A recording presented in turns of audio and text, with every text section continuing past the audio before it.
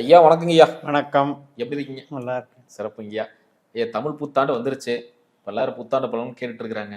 இந்த புத்தாண்டுல குறிப்பா சொல்லணும்னா, ராகு கேது பயிற்சி இருக்கு. அதே மாரி எல்லாம் ஆவலா எதிர்பார்த்துட்டு அந்த குரு பயிற்சி.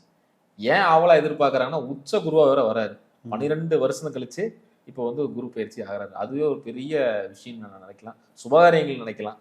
அப்படிப்பட்ட ஒரு முக்கியமான பயிற்சிகள்லாம் இந்த வருஷத்துல நடக்க போகுது. பொதுவா எப்படிங்க இருக்கு? இந்த பயிற்சிகள பத்தி கொஞ்சம் சொல்லுங்கய்யா. பொதுவா குரு பயிற்சி இப்போ குரு கடகத்துல அவர் பலம் பெறுகிறார் அப்படின்ற பார்வையை நான் பார்க்கல. ம், ம். வித்தியாசமா பார்க்குறேன்னா, நாம ஏற்கனவே சொன்ன மாதிரி சம்ஹார ராசின்னு சொல்றது. கடகம், விருச்சிகம், மீனம். மீனம். அதுல மீனத்துல சனி போற வரைக்குமே நமக்கு சங்கடம் இருக்கு. மீனத்தை விட்டு தாண்டுற வரைக்குமே போர்ப்பதற்றங்கள், பற்றாக்குறைகள், எரிபொருள் பற்றாக்குறைகள், அதுபோக வேலை இழப்புகள், நிறைய சனியினுடைய தாக்கம் உலகியல் ஜோதிடத்துக்கு பொருந்தும். இதில் குரு கனெக்ட் ஆகிறாருன்னு தான் நான் நினைக்கிறேன். கடகத்தில் வர்ற குரு என்ன செய்கிறாரு, காலச்சக்கரத்துக்கு 4ஆம் இடம், சனி 12ஆம் இடம். இது ஒரு மைனஸ் தான். ஆனால் நீங்கள் சொல்கிற மாதிரி உச்சம் என்பதை நான் எப்படி பார்க்கிறேன் என்றால், புனர்பூச 4ஆம் பாதத்தில் அந்த கடகத்தில் முதல் புள்ளியில் போகிற வரைக்கும் தான் அவர் அங்கே வர்க்கோத்தமாய் உச்சமாவார். அதுக்கப்புறம் பார்த்தீங்கன்னா பூச நட்சத்திரத்துக்கு வரும்போது அவருடைய அம்சம் சிம்மத்துக்கு மாறும், கன்னிக்கு மாறும், துலாத்துக்கு மாறும், விருச்சிகத்துக்கு மாறும். இவ்வளவு டெப்த்தாக நட்சத்திர ரீதியாக தான் அம்சத்தை பார்த்து தான் உச்ச நீச்ச வலிமைகளை கணக்கிடணுங்கிறது தான் விதி. ஆனால் ஜென்ரலாக நம்ம ஒரு மகிழ்வுக்கு சொல்லிக்கலாம், நமக்கு குரு நல்ல இடத்துக்கு வந்திருக்கார் அப்படின்னு. இப்போ தன்னுடைய ராசி கடக ராசியில் அந்த குரு தன்னுடைய நட்சத்திரம் இருக்கிற இடத்துக்கு வரும்போது இம்மீடியட்டாக நல்ல பலனை கொடுப்பார். அது கிட்டத்தட்ட ஒரு 3 மாதத்துக்கு ஜூன்லேருந்து பார்த்தீங்கன்னா ரொம்ப அற்புதமான பலன்களை தருவார். அதில் சந்தேகம் இல்லை. இப்போ இந்த சனி கிரகம் இருக்கே, அவர் என்ன பண்ணுவார்னா புதன் சாரம் வாங்குவார், ரேவதிக்குள்ளே போவார்.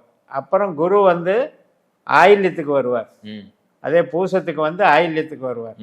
இந்த மாதிரி வரும்போதெல்லாம் கடகமும் மீனமும் ஒன்றை ஒன்று பார்த்து கொள்ளுகிறது. அதன் மூலம் குருவும் சனியும் ஒன்றை ஒன்று பார்த்து கொள்கிறார்கள் எடுத்துக்கணும். Super super. அப்படி எடுக்கும்போது 4-12ன்னு கணக்கு வச்சுக்கோங்க உலகத்துக்கு. 4-12.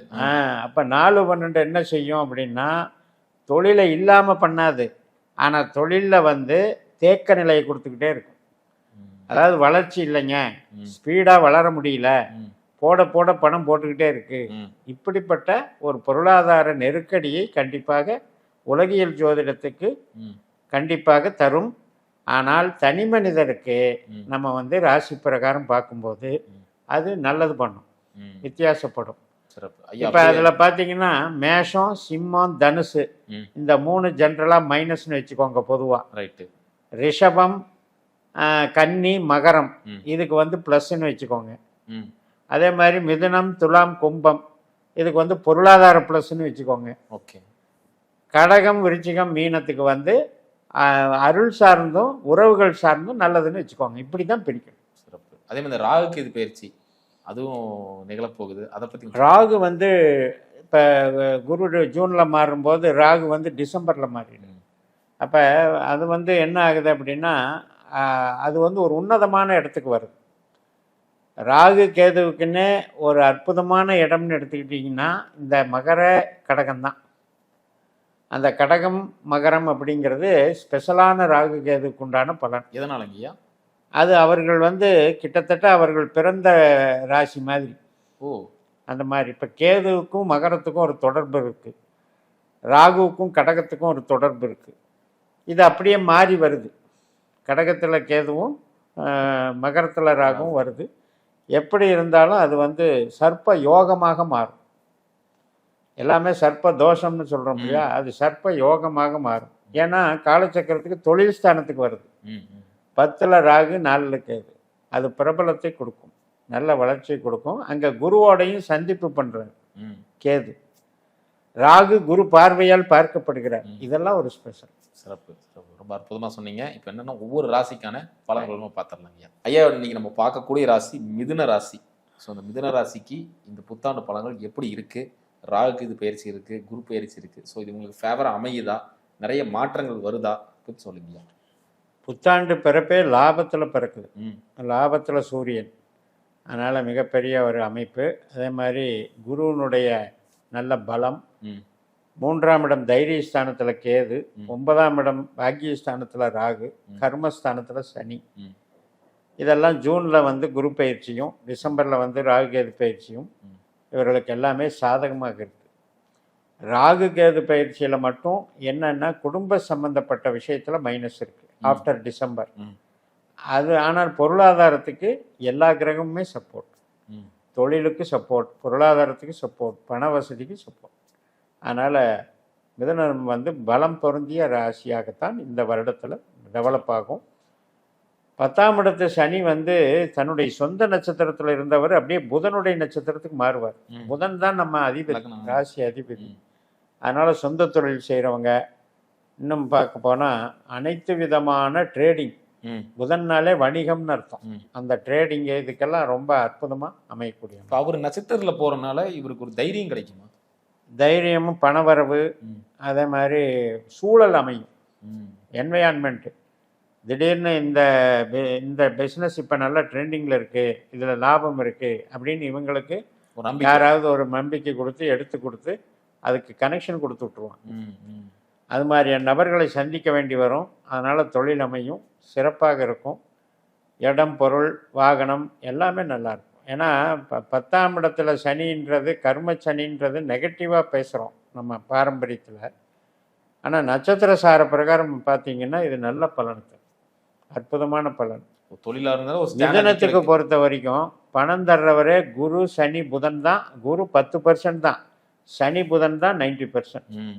அப்போ அந்த ராசி அதிபதியாகவே புதன் வர்றதுனால நிச்சயமாக நல்லாயிருக்கும். சிறப்புங்க ஐயா. முக்கியமா உங்களுக்கு கேட்க வேண்டியது இந்த கணவன் மனைவி உறவு தான். பிரிஞ்சிருக்கோம், இனி சேரல, டிவோர்ஸ் கொடுத்துடலான்னு இருக்கிறாங்க, இப்படிலாம் போய்கிட்டு இருக்கு. ஒருவேளை நீங்க சேரணும்னு விருப்பப்பட்டாங்கன்னா சேரக்கான வாய்ப்புகள்லாம் இருக்கா? ஆமாம், இப்போ டிசம்பர் வரைக்குமே சாதகமாக இருக்குது. அதுக்கப்புறம் ஜூன்ல இருந்து டிசம்பர் வரைக்கும் அந்த பஞ்சாயத்துலாம் முடிஞ்சு ம். ஓரளவுக்கு மனம் மாற்றம் ஏற்படும். ம். சரி, அட்ஜஸ்ட் பண்ணி வாழலாம் அப்படின்ற மனமாற்றம்ங்கிறது நிச்சயமாக ஏற்படும். ம். After Rahu Ketu, after December தான் பிரச்சனை இருக்குது. ம். ஸோ அதுக்குள்ளே தீர்த்துக்கிட்டாங்கன்னா பிரச்சனை இல்லை. அதுக்கு மேல் கொண்டு வந்து அது சட்ட ரீதியாக கட்டாகிறது தான் ஆகும். ம். இப்போ வழக்கு நடந்துகிட்ருக்கு, என் முடிவில் மாற்றம் இல்லை, பிரிவு தான் அப்படின்றவங்களுக்கு டிசம்பருக்கு மேலே பிரிவினை கிடைச்சிடும், ம். விவாகரத்து கிடைச்சிடும். சிறப்பு. அதே மாதிரி இது தொழில் சார்ந்த விஷயம் பேசிட்டு இருக்கோம். இப்போ தொழில் பண்றதும் பார்த்தீங்கன்னா ஒரு ஃப்ரெண்டு ஒருத்தர் இருக்காரு, பார்ட்னரா சேர்த்துக்கலாம்னு நினைக்கிறேன் அப்படின்னா அது பண்ணலாமா? தாராளமாக பண்ணலாம். அதாவது புனர்பூசம், விசாகம், பூரட்டாதி, ம். பூசம், அனுசம், உத்திரட்டாதி, ஆயில்யம், கேட்டை, ரேவதி, இந்த இந்த நட்சத்திரங்களெல்லாம் அந்த இதுக்கு சம்மந்தப்பட்டது. ம். அதாவது பார்ட்னர்ஷிப் தொழிலுக்கு சம்மந்தப்பட்டது. ஸோ அந்த வகையில் இந்த குருவும் சனியும் தனஸ்தானத்துக்கும் தொழில் ஸ்தானத்துக்கும் கனெக்டிவிட்டி வருது. ம். நிச்சயமாக பண்ணலாம், வளர்ச்சி ஆவாங்க. என்ன ஒரு காரணம் நான் சொல்ல வரேன்னா, உபயராசி. ம். மிதுனம் என்பது உபயராசி. அப்போ அவங்களுக்கு 4, 7, 10மே உபயம்தான்.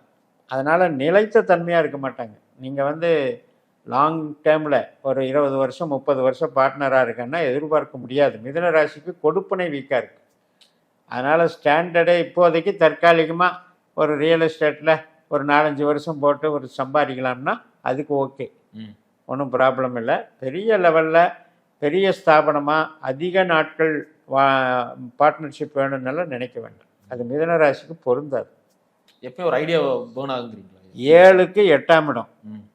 கடகத்தில் தான் குரு இருக்கார். 7ஆம் இடம் என்பது நமக்கு இது தனுசு. ம். தனுசுலேருந்து எண்ணி பாருங்கள், கடகம் 8ஆம் இடம். அப்போ அங்கே ஏதோ ஒரு கான்ட்ரவர்சி வந்துடும், ஸ்டேபிளாக இருக்க முடியாது. அவங்க ஒன்று சொல்ல இவங்க ஒன்று சொல்லணும். ம். ரைட்டுங்க ஐயா. அதே மாதிரி இவன் தந்தையார் குரு இருந்த கருத்து வேறுபாடுலாம் கம்மியாகுமா? குறைஞ்சிரும். 9ஆம் இடம் அப்படிங்கிறதுல ராகு இருக்கார், சீர்திருத்தம் பண்ணுவார். ம். இவ்வளோ நாள் இருந்த பிணக்குகளெல்லாம் முடிஞ்சு ஒருத்தருக்கு ஒருத்தர் அட்ஜஸ்ட்மெண்ட்டு, சீர்திருத்தம். சில பேருக்கு சொத்து எழுதி தர்றது, ம். பூர்வீக சொத்து, இதெல்லாம் வந்து நடக்கும். அதெல்லாம் ஒரு பத்திரப்பதிவு மாதிரி நடக்கும். 3, 9ங்கிறது தான் பத்திரப்பதிவு. ம். 3ல் கேது, 9ல் ராகு. ம். ம். ஸோ கிட்டத்தட்ட ஆகஸ்ட், செப்டம்பர், அக்டோபர் மாதத்துலையெல்லாம் அந்த மாதிரி எதிர்பார்க்குறவங்களுக்கும் கிடைக்கும். அதே மாதிரி அனுகூலமாகவும் இருக்கும். உறவுகள் வந்து அனுகூலமாக இருக்கும். அதாவது 2ஆம் இடம் அப்படின்னாலே குடும்பஸ்தானம். அந்த குடும்பஸ்தானத்துக்கு குரு வர்றாரு. குரு முத தன்னுடைய சொந்த நட்சத்திரத்தில் இருக்கார். அப்போ வந்து வர்க்கோத்தமம் பெற்று அம்சத்துலேயும் அங்கேயே இருப்பார். அப்போ தான் உச்சம். நம்மளுடைய கணக்கில் அம்சத்தில் ஒரு கிரகம் உச்சமாகிறது தான் உச்சம். அப்போ நம்ம வந்து கடகத்தில் குரு உச்சமாகிற அந்த காலகட்டத்தில் திடீர் பொருளாதார வரவு கண்டிப்பாக உண்டு. எடுத்த உடனே குரு பயிற்சி வந்த உடனே அவங்களுக்கு நிச்சயமாக உண்டு. அதுக்கப்புறம் சனி நட்சத்திரத்தில் போகும்போது 2-10 கனெக்ஷன் ஆகுது. புதன் நட்சத்திரத்தில் போகும்போதும் சனியும் புதன் நட்சத்திரத்தில் போவார். அப்பவும் கனெக்ஷன் ஆகுது. அதனால் பொருளாதாரத்துக்கு கவலை இல்லை. நண்பர்கிட்ட ஒரு 5 வருஷம் முன்னாடி பணம் கொடுத்துருந்தேன், இப்போ தரேன் அப்போ தரேன்னு சொல்லிட்டு இருக்கிறாங்க. இதனாலே நண்பர்களோட பிரிவு உண்டாயிருச்சு, இப்போவாச்சும் இந்த வருஷமாச்சும் வருமா? பொதுவாக மிதுனத்துக்கு கடன் ஆகாது. அதே மாதிரி நட்பு வகையிலையும் ஆகாது. பாருங்க 11ஆம் அதிபதியும் செவ்வாய், 6ஆம் அதிபதியும் செவ்வாய். அப்போ நண்பனே பகைவன் ஆகிறது காசு பணத்தினால தான். குறிப்பாக ஏங்க இந்த மிதுனத்துக்கு அதிகமாகவே நடக்குது? அதான் 6-11 கூடயும் செவ்வாய். அவன் வந்து பொய் பித்தலாட்டத்துக்கு உண்டானவன். அப்புறம் எப்படி நீங்கள் நான் அதை நம்பிக்கையாக ஏற்க முடியும்?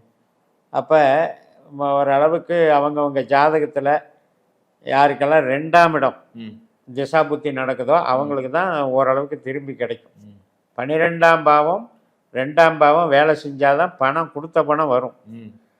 அப்படி இல்லாமல் இப்போ நமக்கு 12 நடக்குது, விரையாதிபதி திசை நடக்குது, 6 நடக்குது, 8 நடக்குதுன்னா வரவே வராது, இழுத்துக்கிட்டே போகும்.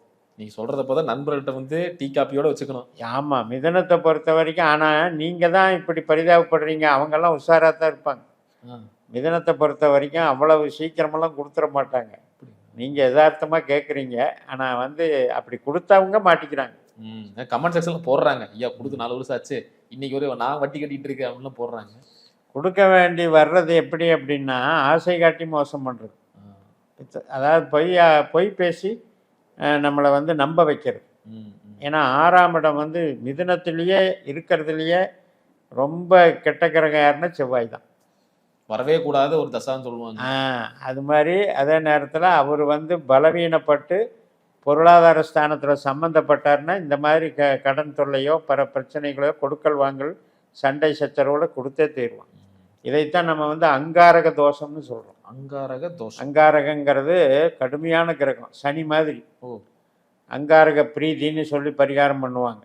அங்காரகங்கிறது வந்து கடனுக்கு மெயினான கிரகம். இப்போ 6ஆம் அதிபதியாகவே மிதுனத்துக்கு தானே வர்றாரு, வேற யாருக்குமே வரல.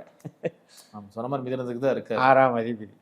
அதே மாதிரி தான் நோயும், அல்சரு, தசைப்பிடிப்பு நோய்கள், மூட்டு வலிகள், மூளை சார்ந்த ஆர்த்தடிக்ஸ்ன்னு சொல்கிறாங்களா, அது சம்மந்தப்பட்டது எல்லாமே செவ்வாய். ரொம்ப நாளாக வெயிட் பண்ணிகிட்டு இருக்கேன், இந்த பிஆர் கிடைக்கல, ஒரு ஏஜென்ட்லாம் பணம் கொடுக்குறோம் ஏமாற்றிடுறாங்க, நண்பர்கிட்ட சொல்கிறோம் ஏமாற்றிடுறாங்க. இந்த ஃபாரின் வேலைக்காகவே மிதுனம் நிறைய பேர் இருக்காங்க. அதெல்லாம் இந்த காலகட்டத்தில் அமையறதுக்கான வாய்ப்புகள் இருக்கா? நிச்சயமாக அமையும். அதாவது 12ஆம் இடம் அப்படிதான், 9ஆம் இடம் இது வந்து ரொம்ப பவர்ஃபுல்லாக இருக்குது. இப்போ 12க்கு லாபஸ்தானத்தில் சனி இருக்க, 9ஆம் இடத்துக்கு 2ஆம் இடத்துல சனி இருக்க, 9ஆம் இடத்துலையே வெளிநாட்டு கிரகமான ராகு இருக்க. அதனால் பிஃபோர் டிசம்பர் இவங்களுக்கு இதெல்லாமே கிடைச்சிரும், கம்ப்ளீட் ஆகிடும். வெளிநாடு தொடர்பில் வந்து சப்போர்ட்டிவாக இருக்குது, எல்லா கிரகங்களுமே சப்போர்ட்டிவ். இப்போ அப்ரூவல் பண்ணலாம். ஆமாம், ஏன்னா ஜலராசிகள் அப்படிங்கிறது இவங்களுக்கு 2-10 வருது, 2-6-10 வருது. அப்போ பணம் இங்கே இருக்குது. ஜலராசியில் இருந்தால் தானே அந்த வெளிநாட்டு போகிற ட்ராவல் பண்ணணும். அப்போ இப்போ அப்ரோச் பண்ணாலும் உங்களுக்கு கிடைக்கிற அதிக வாய்ப்புகள் இருக்குது. சிறப்பு ஐயா. இப்போ இவங்க மிதுன ராசினியர்கள் எந்த விஷயத்தில் ரொம்ப கவனமாக இருக்கும்? மிதுனத்தை பொறுத்த வரைக்கும் நான் சொன்ன மாதிரி அந்த நம்புறதுல தான். அதே மாதிரி ரத்த சம்பந்தப்பட்ட உறவுகள் அதுலேயும் கவனமாக இருக்கணும். பங்காளி பகை, 6ஆம் இடத்து செவ்வாய், அங்கே சனியினுடைய நட்சத்திரம், அது வந்து பங்காளி பகை. அது போக நம்ம இடமாற்றம் பண்ணிகிட்டே இருக்கிறனால இவங்க ஒரே இடத்துல ஸ்டாண்டர்டாக இருக்கணும்னு சொல்லி அதில் இன்வெஸ்ட்மெண்ட் பண்ணுறதை தவிர்க்கணும். எப்படி இருந்தாலும் இவங்களுக்கு ஒரே இடத்துல ஸ்டாண்டர்டாக இருக்க முடியாது. அதை அனுசரித்து இவங்களுடைய இன்வெஸ்ட்மெண்ட்டை வந்து ஸ்ப்ரெட் பண்ணி விட்டுக்கணும். பின்காலத்தில் தேவைப்படும் போது ஒரு இடத்துல செட்டில் ஆகலாம். அது வரைக்கும் இவங்க வந்து ஒரே இடத்துல டம்ப் பண்ணக்கூடாது. அதை மட்டும் பார்த்துக்கிட்டா போதும். திருமண விஷயம் நம்ம பல தடவை பேசியிருக்கோம். 7ஆம் இடம் 9ஆம் இடத்தோட கனெக்ஷன், ம் அதனால் 2 உண்டு. ம் மிதனம் என்பது 2. ஸோ அது அவங்களுடைய விதிப்படி. ரைட்டுங்கய்யா. இப்படி சொல்லி வச்சுட்டு போயிடுறீங்கய்யா. அருமையா சொன்னீங்கய்யா. ரொம்ப அருமையா சொன்னீங்க. மீண்டும் அடுத்த காணொளியில் சந்திக்கலாங்க. நன்றிங்கய்யா.